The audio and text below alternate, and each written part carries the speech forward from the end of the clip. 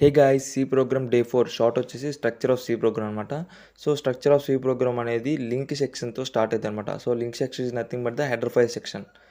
So next one is define section. ఇక్కడ నువ్వు constant వాల్యూస్ని ఇక్కడ మెన్షన్ చేస్తావు అనమాట. So pi value constant throughout the program, pi value change అవ్వదు. ఓకేనా. Next one is global declaration. Global declaration అంటే so through out the programme కాన్స్టెంట్గా ఉంటుంది, కావాలంటే నువ్వు ఆ వాల్యూని రీఅసైన్ చేసుకోవచ్చు. సో అలాగే ఫంక్షన్ డిక్లరేషన్ అనమాట.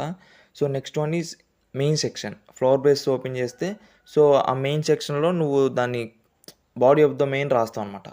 Next one is local variables.